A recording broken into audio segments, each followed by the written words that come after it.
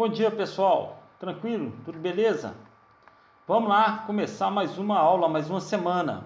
Pessoal, essa semana que vem nós teremos alterações nas nossas aulas no Zoom e também aqui no YouTube. Bem provável, né, que o YouTube continuará funcionando, mas como um canal facultativo. Nós teremos um outro canal para ajudar essa questão da acessibilidade. As informações chegarão para os pais de vocês através do vídeo divulgado aqui no YouTube e também do nosso canal, do nosso grupo lá no WhatsApp.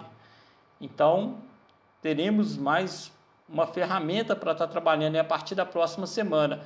Tudo isso com a intenção de melhorar o acesso ao ensino nesse período tão conflituoso que a gente tem vivido. Bom, vamos fazer a nossa oração para a gente dar início às atividades? Vamos lá. Senhor Deus, Pai Todo-Poderoso, Pai, nós te agradecemos, Senhor, em nome de Jesus, por tudo que o Senhor tem nos proporcionado. Te damos graças, Pai, porque até aqui nos ajudou o Senhor. Ó Deus, te peço, Pai, neste momento que o Senhor guarda a vida deste aluno, dessa aluna e toda a sua casa, toda a sua parentela, toda a sua família, Deus. Que a tua bênção, o teu amor e a tua misericórdia não cesse sobre a vida de cada um deles, dos seus familiares, Pai. Ó Deus, nós te pedimos nesse momento de estudo que não falte o conhecimento e a sabedoria do Senhor na vida deles. Pai, abençoa essa aula, para que seja ministrado, Pai, coisas que venham do Senhor. Em nome de Jesus, amém. Bom, pessoal, também queria agradecer a vocês aqui pela recepção lá na aula do Sandrão. Eu fiz uma visita lá na aula de inglês e essa turma me recebeu muito bem. Bacana, eu agradeço vocês por todo esse carinho, toda essa receptividade que vocês têm comigo. Eu agradeço, tá joia? Vamos lá então, para a gente pegar firme aqui na correção do nosso exercício? Vamos lá, questão número 1 do exercício anterior. O que era o Código de Hammurabi? O Código de Hammurabi era um rigoroso código de lei criado na Babilônia pelo rei Hammurabi, onde cada crime cometido havia uma pena na mesma medida. Era o famoso olho por olho, dente por dente, a lei de Talião. Já expliquei para vocês que esse código de lei tinha um artigo muito importante lá, muito interessante. Se um engenheiro construísse uma casa, essa casa viesse a cair e matasse o filho do dono, o filho do engenheiro deveria ser morto. Então, para vocês entenderem como que era a questão de medida, era extremamente rigorosa. Bom, a número 2, descreva duas construções dos babilônios. Aí que eu já disse para vocês na aula anterior, nós temos aí como exemplo a Torre de Babel e os jardins suspensos da Babilônia. São duas edificações importantíssimas feitas pelos babilônios. A número 3, por que podemos dizer que os assírios tinham uma cultura militar? Falei para vocês também na aula passada que toda vez que surgia esse tema militar em história, lembra-se de guerra, de batalhas. Então era um povo que vivia em regiões inférteis, regiões rochosas, eles viviam nas montanhas e por isso eles praticavam a guerra para invadir os povos que moravam em regiões abundantes, em regiões férteis, para saquear o alimento desses povos. Então eles tinham essa cultura militar, que quer dizer uma cultura de guerra. Então nós podemos falar que os assírios eles tinham uma cultura militar porque era um povo que vivia em constantes guerras, constantemente estavam envolvidos aí em conflitos. Bom, a 4, qual região que os assírios se estabeleceram na Mesopotâmia? Eles se estabeleceram na região de Assur, por isso esse nome assírios. E eles chegaram a dominar da região do atual Kuwait hoje, o Golfo Pérsico, até o Egito. Mas eles receberam esse nome porque se estabeleceram na região de Assur. Beleza?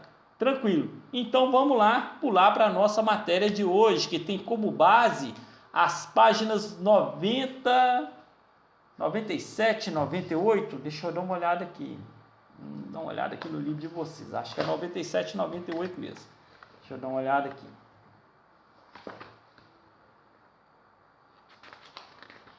As páginas 94 até a página 96. A 98 e 99 são exercícios que nós iremos fazer no final. Então, página 94 e 96. E aí, nessa aula de hoje, nós vamos falar sobre cultura, religião e sociedade na Mesopotâmia. Tranquilo? Então vamos lá. Bom, a religião na Mesopotâmia, ela tinha assim um aspecto muito, e já falei isso para vocês, né? Tinha um aspecto assim um pouco parecido com a questão do Egito. Nós já falamos aí nas aulas para trás que os deuses na Mesopotâmia eles estavam associados, assim como grande parte da cultura religiosa da antiguidade, estavam associados a fenômenos naturais, por exemplo, seca, chuvas, colheitas, época de plantio. Então, tudo isso estava associado à questão dos deuses. E assim, a religião lá ela tinha um aspecto parecido com o Egito por causa do rei. O rei era visto como uma figura religiosa. Já falei isso, que na Mesopotâmia ele era como um representante dos deuses, enquanto no Egito o rei era o próprio Deus. Então o faraó no Egito ele tinha essa característica. Então essa é a grande diferença. Mas a religião na Mesopotâmia ela tinha essa cultura politeísta, ou seja, acreditavam em vários deuses. E aí nós temos alguns deuses importantíssimos aí, que nós não vamos entrar profundamente no detalhe sobre cada um deles, mas esses deuses é interessante que eram deuses que eles eram citados como inimigo do judaísmo na Bíblia, entendeu? Tá aparecendo a propaganda aqui para mim, eu vou fechar para que ela não entre, não atrapalhe. Então é interessante a gente observar isso. Por exemplo, nós temos esse deus aí, o Marduk. O que era esse deus Marduk? Marduk era o deus da cidade da Babilônia, era como se fosse tipo o deus protetor, né? É interessante observarmos hoje que aqui no Brasil, principalmente, um país que tinha até os anos 80, né? Um país que era predominantemente católico, temos aqui no Brasil, cada cidade tem um santo protetor, o padroeiro daquela cidade. Por exemplo, eu não sei de Contagem, mas de Belo Horizonte, parece que a padroeira de Belo Horizonte, parece que é Nossa Senhora da Boa Viagem. Então, na Babilônia Antiga, tinha o Deus protetor das cidades. E o Marduk era da Babilônia, entendeu? Ele era o Deus da cidade da Babilônia. Aí nós temos um outro Deus também importantíssimo lá na cultura deles. É o Shamash. Quem que era o Shamash? O Shamash era considerado o Deus do sol e da justiça. Então, por exemplo, a questão do símbolo da justiça, o que o Código de Hammurabi talvez tenha se inspirado, né, na ideologia deles, na cultura deles, seja na questão do Shamash. Um outro deus que tinha na cultura da Mesopotâmia era o Anu, que era o deus que relacionava ao céu. Ele era relacionado ao céu. A questão de tempo, a questão de posição de astros, questões diversas relacionadas à questão, ligadas à questão do céu. Então, tudo que for falar sobre questão de céu e posicionamento de astros, das estrelas, a questão dos sinais de que vem uma tempestade, que o tempo vai clarear e tudo, era um sinal mandado por esse deus Anu. Aí nós temos um outro deus que era relacionado à questão do ar. O ar tão essencial para a vida, né? Já era perceptível isso da sua importância pelos mesopotâmios. Então eles criaram, na cultura deles, até um deus para representar o ar, e era o Enlil. Já o deus que vai estar mais próximo da questão de água, tanto das chuvas, quanto dos rios, quanto águas subterrâneas, aí nós vamos ter a presença do Ea, que escreve assim mesmo, e o A. Então nós temos esse Deus que representa essa questão das águas. Já para falar sobre a questão da guerra e do amor, existia uma deusa que representava tanto a guerra quanto o amor, que era Ishtar. E Tammuz, ou Tammuz, era o deus dos alimentos e da vegetação. Bom, mas a cultura da Mesopotâmia não resumia somente na questão religiosa. Tinha outros aspectos. Por exemplo, na arquitetura, os projetos na construção de barcos eram um destaque muito grande. Poxa, mas a construção de barco... Por quê? Porque a região ela se situava entre dois rios muito importantes. E a navegação era uma forma de transporte bastante utilizada nessa época pelos mesopotâmios. Então, daí a importância do barco, por ser um meio de transporte muito utilizado.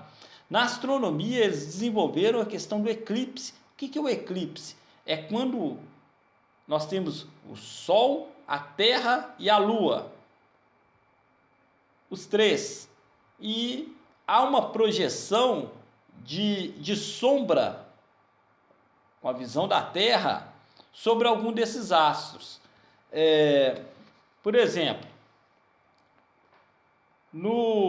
quando a gente trata, assim, por exemplo, do eclipse da Lua, o que é o eclipse da Lua? É a sombra que a Terra reflete, a sombra da Terra refletida na Lua, projetada pelo Sol. Ou seja, a Terra está entre o Sol e a Lua. Isso projeta uma sombra que reflete, uma sombra da Terra que reflete na Lua. Então nós temos o eclipse da Lua. Já o eclipse do Sol é quando a Lua fica entre a Terra e o Sol. Então a Lua ela tampa a visão, uma visão do Sol, de quem está observando a Terra, que pode ser parcial ou total. Quando chega a ser total, é lógico que tudo escurece. Tem muito tempo que não tem um eclipse do Sol aqui no Brasil. Então, os mesopotâmios já conseguiram, nessa época, decifrar a questão do eclipse. E até mesmo, acredita-se que eles conseguiram, já nessa época, prever o eclipse. Olha para você ver que avanço já nessa época, né? Um avanço fantástico da questão da astronomia. A matemática, eles aprofundaram muito sobre a álgebra, a raiz quadrada, os ângulos, principalmente o ângulo de 360 graus, a raiz cúbica, ou seja, já tinha assim um avanço muito grande nessas áreas. A escrita, nós sabemos que a escrita cuneiforme ela começou com os sumérios. Nós já estudamos isso bem lá na unidade 1. Inclusive, nós temos uma explicação aí bacana aí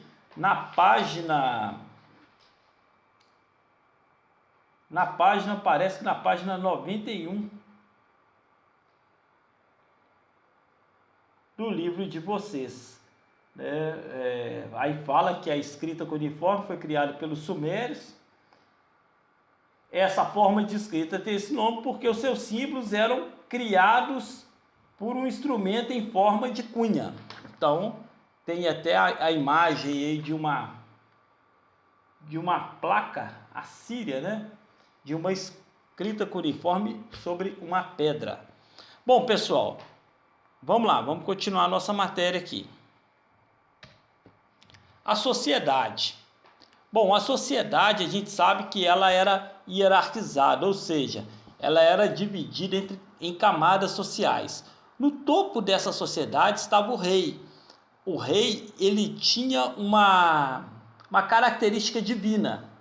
Ele não era um deus, mas ele representava uma vontade, um ser divino. Então esse rei ele tinha uma importância religiosa muito grande. Abaixo do rei estavam os sacerdotes e os nobres. Os sacerdotes era importante, né? A gente já falou sobre os sacerdotes aqui, que todo aquele que tem um cargo religioso, vamos dizer assim, uma função religiosa, é chamado de sacerdote. E tem sacerdote em toda religião. E também nessa classe também estavam os nobres. Abaixo estavam os burocratas. O que é um burocrata? Burocrata, na verdade, são os funcionários do rei, entendeu? Os funcionários do rei, não, do reino, né? São os funcionários, as pessoas que trabalhavam na administração do reino. Os militares, que faziam a defesa e mantinham a ordem dentro da sociedade. Os artesãos, que era que faziam os produtos, né, confeccionavam os produtos, lembrando, nessa época eram todos manufaturados, haja vista que a indústria foi surgir praticamente só no século XVI, XVII, e os comerciantes, que realizavam as trocas desses produtos confeccionados pelos artesãos. No degrau mais baixo estavam os camponeses e, por último, os escravos. Os escravos, geralmente, os prisioneiros de guerra ou, na pior das hipóteses, aqueles que não conseguiam pagar as suas dívidas. Era importante destacar também que a sociedade ela tinha dois conselhos importantes. O Conselho dos Notáveis, interessante que esse nome foi muito falado, né, recentemente aí, até mesmo no futebol, né? Um grupo gestor que estava assumindo o comando de um time aqui na capital colocou esse nome desse grupo gestor de Conselho dos Notáveis. E esse nome veio daí, ó, homens livres ricos. Quem eram os notáveis na sociedade da Mesopotâmia? Os notáveis eram os homens livres ricos, geralmente os proprietários de grande extensão de terras, ou seja, eram os latifundiários, e os comerciantes ricos. Então esse era um conselho que eles reuniam para discutir as questões da sociedade mesopotâmica naquela época. E tinha a assembleia, que eram homens livres, mas líderes tribais, ou seja, não eram tão ricos, né? Mas eram influentes. Por quê? Porque exercia uma liderança sobre uma certa tribo. Bom, pessoal, nós vamos caminhando aí para o final do capítulo. A nossa aula de hoje ela termina por aqui, e nós vamos deixar o exercício da página 98 e 99 do livro didático. Nós iremos corrigir já no nosso canal, que vai ser colocado semana que vem, essas atividades da página 98, 99. É só a resposta e essas atividades é para serem feitas no caderno. Tranquilo?